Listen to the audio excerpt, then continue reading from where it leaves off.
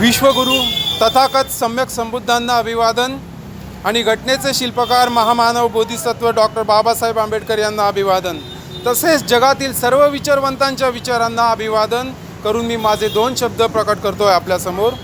आज आपण येथे प्रजासत्ताक दिनी भारतीय संविधानाचे गौरव करण्यासाठी जमलो आहोत। या संविधानाचे आज आपणास जगण्याचे, राज्य राहण्याचे, धर्म धारण करण्याचे, अभिव्यक्ती स्वातंत्र्याचे आणि उद्योगधंदे करून निर्वाह करण्याचे हक्क प्रदान केलेले आहेत। सरकार म्हणजे लोकांनी लोकांसाठी लोकहितासाठी बनवलेले राज्य। लोकांचे इथे हित सर्वप्रथम आहे। लोकसेवक असो की मग तो किती मोठ्या पदावर असो किंवा मंत्री असो, तो लोकांची सेवा करण्यासाठी आहे, हे त्यांनी भान ठेवलं पाहिजे। लोकप्रतिनिधी म्हणजे काय? आपण निवडून दिलेले नगरसेवक, आमदार, खासदार आणि मंत्री हे आपले प्रातिनिधिक स्वरूपात आहेत। प्रत्यक्ष सरकार हे लोकांच्या हितासाठी आहे, लोकहितार्थ आहे। लोकप्रतिनिधी किंवा लोकसेवक हे योग्य काम करत नसतील तर त्यांच्यावर कारवाई करून त्यांना बाजूला सारण्याचे प्राविधान देखील संविधानाने येथे नमूद केलेले आहे। एखाद्या लोकप्रतिनिधीला किंवा एखाद्या लोकसेवकाला आपल्या पदाचा फार मोठा अहंकार झाला असेल किंवा तो त्याचा मिसयूज करत असेल तर संविधान या ठिकाणी त्याला तिथून बडतर्फ करण्याचं किंवा तेथून त्याला हलवून टाकण्याचं किंवा त्याची शिक्षा देण्याचं प्राविधान देखील संविधानामध्ये आहे। त्यासाठी पोलीस यंत्रणा, CBI तसेच CID, न्यायालय असे स्वतंत्र न्याय खाते आहे, इन्व्हेस्टिगेशन यंत्रणा आहे आणि ते स्वतंत्ररित्या काम करत असते। कोणत्याही आणि हे जे स्वतंत्र न्याय खाते आहे ते कोणाचेही बांधील नसते, ते कोणाच्याही आदेशाने चालत नसते, तर ते स्वतंत्ररित्या निर्णय घेत असते। संविधान लोकप्रतिनिधींचे बांधील नाही, आदेशाचे पालन करत राहायचे असं कुठल्याही न्याय व्यवस्थेवरती किंवा पोलीस प्रशासनावरती बंधन नसते। समजा एखाद्याला बेकायदेशीररित्या अनैतिकतेचे आदेश दिले एखाद्या पोलीस अधिकाऱ्याला की ज्यामुळे लोकहिताचे नुकसान होत आहे, तर त्या आदेशाचे आपण पालन करायचे की नाही हे आपण विवेक बुद्धीने वापर करून ठरवायचे आहे, ना की जनतेचे अधिकारांचे हनन करायचे आहे। समजा ते चुकीचे आदेश असतील तर त्या आदेशांच्या विरुद्ध त्याला तक्रार करता येते किंवा त्याच्या वरिष्ठांना त्याचा रिपोर्ट करता येतो। तसंच स्वतः लोकप्रतिनिधी विरुद्ध देखील संविधानिक हक्क व अधिकारांचे हनन होत आहे, म्हणून कारवाई होऊ शकते।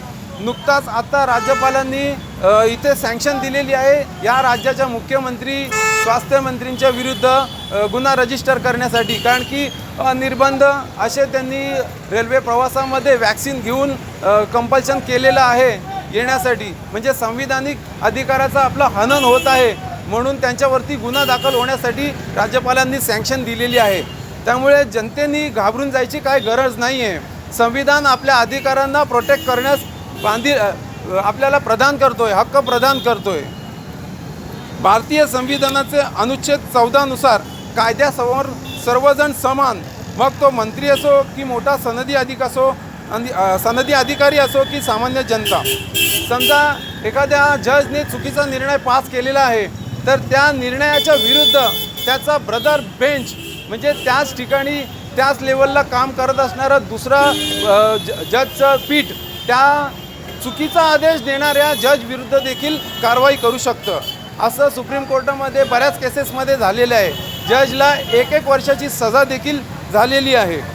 आज आपत्ती विवरण कायदा कलम 51B, 55 भारतीय दंड संहितानुसार कलम 302, 504, 304, 120, 34, 109, 166, 167, 155, 52, 193 आणि 125, 200 राज्यपालांकडून राज्य सरकारच्या विरुद्ध देखील गुन्हा दाखल करण्यासाठी, गुन्हा चालवण्यासाठी परमिशन मिळालेली आहे। तसेच सुप्रीम कोर्टामध्ये देखील केंद्र सरकारच्या विरुद्ध आणि विविध राज्य सरकारांच्या विरुद्ध पिटिशन दाखल केलेले आहेत।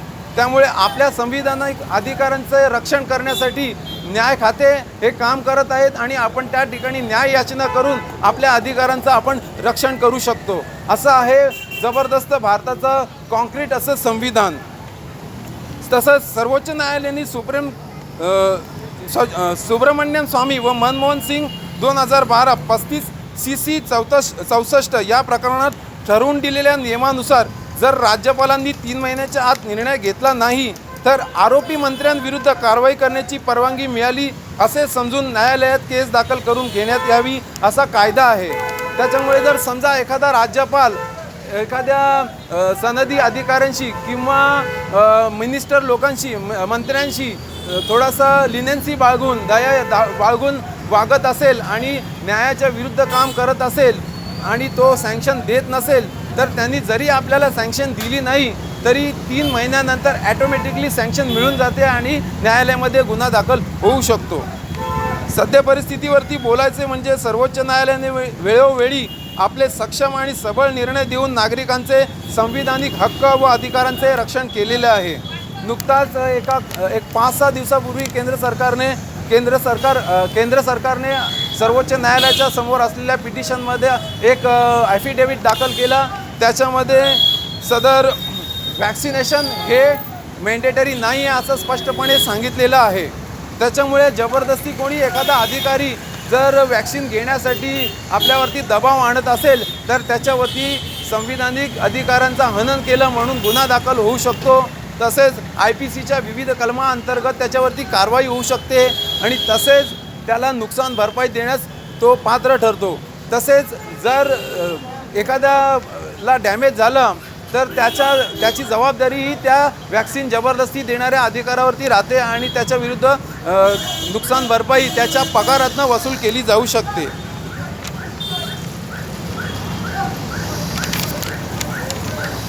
तसेच लसीबाबत बोलायचं झालं तर भारताच्या कोविशिल्ड लसीवर 11 युरोपियन देशांनी बंदी घातली आहे.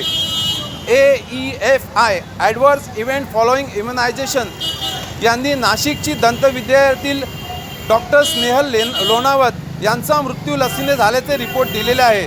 तसेच अवेकन इंडिया मूवमेंट.com या वेबसाईटवरती संपूर्ण कायद्याबाबत माहिती तसेच लसीचे दुष्परिणाम झालेले हजारो रुग्ण व मृत्यू झालेल्या हजारोंच्या संख्येने डेटा असल्याचे जाहीर केलेले आहे.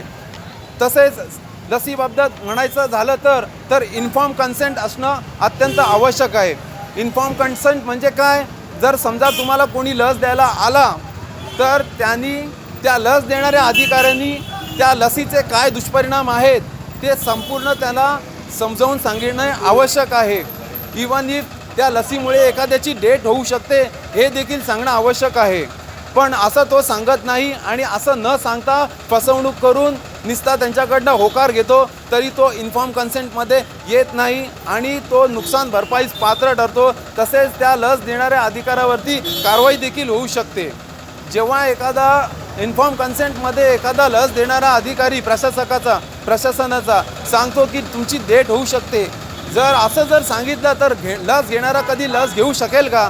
निश्चितच नाही. म्हणून आत्तापर्यंत जो लसीचा यांनी कार्यक्रम चालू केलेला आहे आणि मोठ्या पैमानावरती त्यांचं जोरदार लसीकरण झालेलं आहे ते पूर्णपणे बेकायदेशीर आहे, इल्लीगल आहे. इन्फॉर्म कन्सेंट न करता ते लसीचा कार्यक्रम करत आहेत आणि लसीमुळे जबरदस्त दुष्परिणाम लोकांच्या समोर येत आहेत. अनेक लोकांची लसीमुळे डेथ झाल्याचं रेकॉर्ड तुम्हाला अवेकन इंडिया मूवमेंट या .com वरती उपलब्ध होऊन जाईल. लॉकडाऊन बेकायदेशीर असल्याचे मी तसेच doctor Leo Rebello, businessman Ashok Mangala, businessman Manish Kapoor यांनी सुप्रीम कोर्टामध्ये घटनेचं अनुच्छेद 32 नुसार रीट पिटिशन दाखल केलेली आहे आणि त्याला सुमोटो PIL पब्लिक इंटरेस्ट लिटिगेशनमध्ये रूपांतरित करावे म्हणून याचना देखील सुप्रीम कोर्टाकडे केलेली आहे. जेव्हा हजारोच्या संख्येने अशा पद्धतीने साधा एक अर्ज द्यायचा आहे आपल्याला, त्याचे फॉर्मॅट अवेकन इंडिया मूवमेंटच्या साईटवरती आहेत आणि माझ्याकडेही आहेत. मी पर्सनली आपल्याला ते प्रदान देऊ शकतो.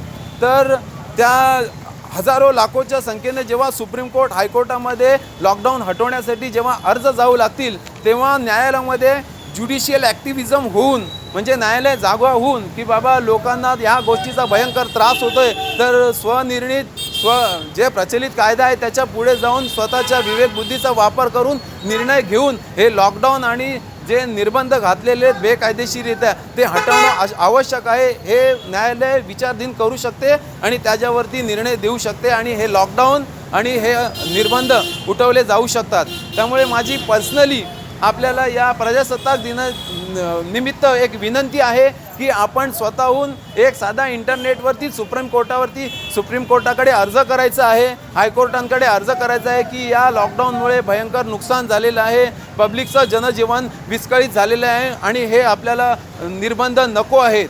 आणि येथून पुढे जर लॉकडाऊन किंवा निर्बंध लागून राहिले तर त्या कोविड महामारीमुळे लोक मरणार नाहीत, तर आर्थिक नुकसान होऊन भुके मरण्याची वेळ येणार आहे. असे असताना देखील जिल्हाधिकारी, म्युन्सिपल अधिकारी, पोलीस प्रशासन वॅक्सिन घेण्यासाठी आणि मास्क घालण्यासाठी जबरदस्ती करत आहे असं दिसत आहे. तर केंद्र शासनाच्या निर्देशाची अंमल न केली म्हणून IPCचे 166 प्रमाणे त्यांच्यावरती गुन्हा दाखल होऊ शकतो. तसेच हाच कायदा जो आहे आपत्ती निवारण कायदा कलम 38 व कलम 39 नुसार केंद्र सरकारच्या नियमावलीमध्ये कोणतेही बदल राज्य सरकारचे अधिकारी किंवा कोणताही जिल्हाधिकारी करू शकत नाही. आणि जर तसा बदल केला तर याच कायद्याचे कलम 31B नुसार संबंधित अधिकाऱ्यावरती 1 वर्षाच्या जेलची तरतूद दिलेली आहे. तसेच मास्क घालण्यासाठी दबाव निर्माण केला, मास्क नाही घातला तर गुन्हा दाखल करू किंवा तुम्ही दंड द्या, तर म्हणजे खंडणीचे सेक्शन इथे IPCचे ॲप्लिकेबल होते. ते सेक्शन आहे 384 आणि 385. तसेच बेकायदा अशा कुठला मास्क घालण्यासाठी आणि वॅक्सिन घेण्यासाठी असा कुठलाही कायदा नाही आहे, बंधनकारक नाही आहे की मास्क घालायला पाहिजे. तसे असताना देखील जर एखादा पोलीस अधिकारी किंवा रेल्वे प्रशासन किंवा प्रशासकीय अधिकारी तुमची अडवणूक करत असेल तर IPCचे कलम 340, 341 नुसार रॉंगफुल कन्फाइनमेंट आणि रॉंगफुल रिस्ट्रेन होऊन त्याच्यावरती कारवाई होऊ शकते. आणि जो अधिकारी अशा पद्धतीने दबाव आणत असेल त्याच्यावरती गुन्हा दाखल होऊन तसेच त्याला कम्पेन्सेशन आकारलं जाऊन ते जे कम्पेन्सेशन आहे ते त्याच्या पगारातनं वसूल केलं जाऊ शकते. तसंच इंटरिम कम्पेन्सेशन इमिजिएटली देणं मॅन्डेटरी आहे या कायद्याच्या अनुषंगात. म्हणजे समजा 10 लाख रुपये तुमची जर डिमांड असेल कम्पेन्सेशनची तर 2.5 ते 5 लाख रुपये इंटरिम इमिजिएटली तुम्हाला दिलं पाहिजे, असं हायकोर्टाचे सायटेशन्स पण आपल्याकडे आहेत.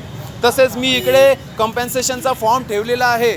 आत्तापर्यंत 140 करोड भारतीयांचा जो नुकसान झालेला आहे ते नुकसान होणं या कायद्यानुसार म्हणजे आपत्ती निवारण कायदा आणि तसेच महामारी कायद्याचे सेक्शन 2 नुसार आपत्ती निवारण कायदा कलम 32 नुसार मॅन्डेटरी आहे नुकसान भरपाई देणं आणि ते तुम्हाला ॲटलिस्ट इंटरिम तरी देणं आवश्यक आहे. तसेच लॉकडाऊन लावण्यापूर्वी किंवा निर्बंध लावण्याआधी नागरिकांच्या सुखसुविधा सोयी यांची व्यवस्था करणे महामारी कायदा 1897-2 व आपत्ती निवारण कायदा कलम 12 नुसार जेवढे नुकसान झाले असेल ते त्वरित देणे बंधनकारक आहे. त्यानुसार 140 करोड भारतीयांना अव्यवस्था निर्माण करून लॉकडाऊन व निर्बंध लावले त्याची नुकसान भरपाई मिळवून देण्याची आम्ही जबाबदारी घेत आहोत. त्यामुळे फार मोठी चपराक राज्य सरकार व केंद्र सरकार यांना लागेल व त्यानुसार पुन्हा लॉकडाऊन लावणे किंवा बेकायदेशीर आर्थिक नुकसान करून व्यापार चौपट करणारे निर्बंध लावण्याची हिंमत कुठलाही राज्य सरकार किंवा केंद्र सरकार करणार नाही. असे आहे आमचे प्रजासत्ताक. आम्ही भारताचे लोक, भारताचे एक सार्वभौम समाजवादी धर्मनिरपेक्ष लोकशाही गणराज्य व त्यांच्या सर्व नागरिकांस सामाजिक, आर्थिक व राजनैतिक न्याय, विचार अभिव्यक्ती, विश्वास, श्रद्धा व उपासना यांचे स्वातंत्र्य दर्जाची व संधीची समानता निश्चितपणे प्राप्त करून देण्याचा आणि त्या सर्वांमध्ये व्यक्तीची प्रतिष्ठा व राष्ट्रीय एकता आणि एकात्मता यांचे आश्वासन देणारी बंधुता प्रवर्धित करण्याचा गांभीर्यपूर्वक निर्धार करून आमच्या संविधान सभेत आज दिनांक 26 नोव्हेंबर 1949 रोजी याद्वारे हे संविधान अंगीकृत आणि अधिनियमित स्वतःप्रत अर्पण करीत आहोत. आपण हे संविधान आपले स्वतःला आपण अर्पण करीत आहोत. म्हणजे संविधानाचे प्रमुख स्थानी आपण आहोत. आपण म्हणजे कोण? लोक. लोकांनी लोकांसाठी लोकहितासाठी चालवलेलं राज्य म्हणजे लोकशाही असं आपण संपूर्ण संविधानाच्या प्रमुख स्थानी आहोत, केंद्रस्थानी आहोत. त्यामुळे आपल्याला या कोविड महामारीच्या निर्बंधांवरती तसेच लॉकडाऊनचा बिलकुल आपल्यावरती परिणाम होऊन द्यायची गरज नाही, भयामध्ये राहण्याची गरज नाही. पूर्णपणे संविधान तुम्हाला भयमुक्त करते, निर्भय बनवते. या संविधानाचे कलम जे आहेत 14 ते 30 हे संपूर्ण आपल्या जीवनाचा, राहण्याचा, खाण्याचा, पिण्याचा, धर्म धारण करण्याचा जो अधिकार, हक्क आहे त्याला प्रोटेक्ट करतात, त्याला संरक्षण प्राप्त करतात. तर या संविधान वाचा, अभ्यास करा आणि या सर्व निर्बंधांपासून मुक्त व्हा, भयापासून मुक्त व्हा आणि दुःखापासून मुक्त व्हा. जय हिंद, जय भारत. मी आता थोरात साहेबांना विनंती करतो.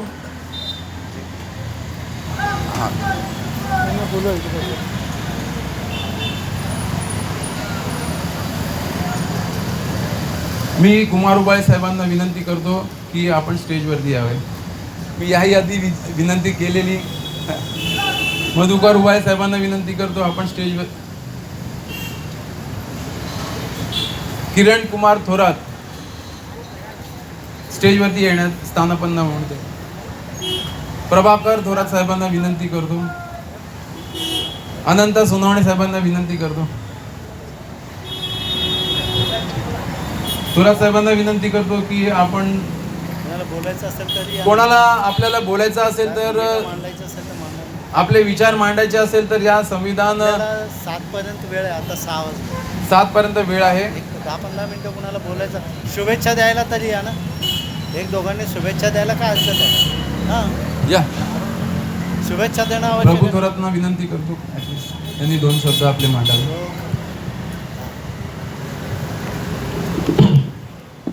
सर्वांना सस्नेह जय भीम. जय भीम. आज 26 जानेवारी 2022 या प्रजासत्ताक दिनाच्या सर्वांना